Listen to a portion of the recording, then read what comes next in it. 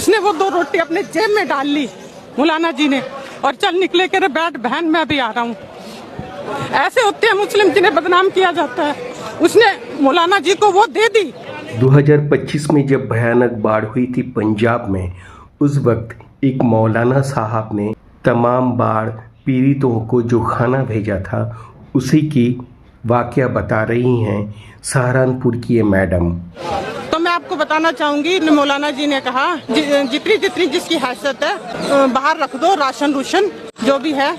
तो हालांकि ट्रक भर भर के गए हैं मुसलमान लोगों ने, मुसलमान मेरे भाइयों ने ट्रक भर भर के पंजाब में भेजे हैं। तो अब वो मौलाना ने कहा, एक के घर गए कि भाई तुम भी डाल दो। वो बेचारी रोटी खा रही थी, गरीब थे वो लोग। तो उसने क्या करा कि उन बच्चे खा चुके थे, उसकी 2 रोटी पड़ी हुई थी और उसमें नमक पड़ा था। उसे पता कोई मांगने के लिए आ गए हैं, अभी मुझे राशन या कुछ भी सामग्री देनी है, आप दे दो। उसने कहा कि कैसे हो, शुक्र है अल्लाह का। उसने कहा अच्छा, तो फिर सब कुछ है आपके पास है देने दुने के लिए, शुक्र है अल्लाह का, दो। फिर उसने वो 2 रोटी दे दी जो नमक में लगी हुई थी।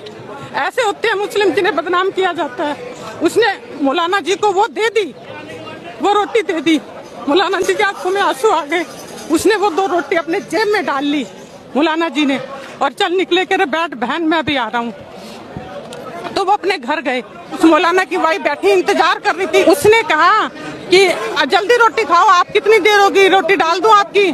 उसने कहा नहीं, रोटी मेरे पास है, आज मैं पेट भर के खाऊंगा। उसने वो 2 सूखी रोटी निकाल ली और नमक के साथ थी कि अल्लाह जितना सब्र तूने उस औरत को दिया है, उस मेरी बहन को दिया है, इतना सब्र मुझे भी दियो। कि उसने ना होते हुए शुक्र कर रही थी। शुक्र है अल्लाह का। कभी भी मुस्लिम लोग ये नहीं कहते कि हमारे पास कुछ नहीं है, यही कहते हैं शुक्र है अल्लाह का। उसने कहा कि तुम ना मुझे राशन बांध के दो, मुझे देना है। तो उसने कहा अच्छा। उसने अच्छा सारा राशन बांध के दियो, मैंने अपनी बहन के घर देना है। वो सारा राशन लेके अपनी उसी गरीब औरत के पास गए, मुस्लिम थी वो। उसने कहा कि बहन आज से मैं तेरा भाई हूँ, मुझे लानत है कि मुझे पता नहीं चला कि मेरी बहन भूखी बैठी है। तो वो कहने लगी, फिर भी उसने कहा शुक्र है अल्लाह का।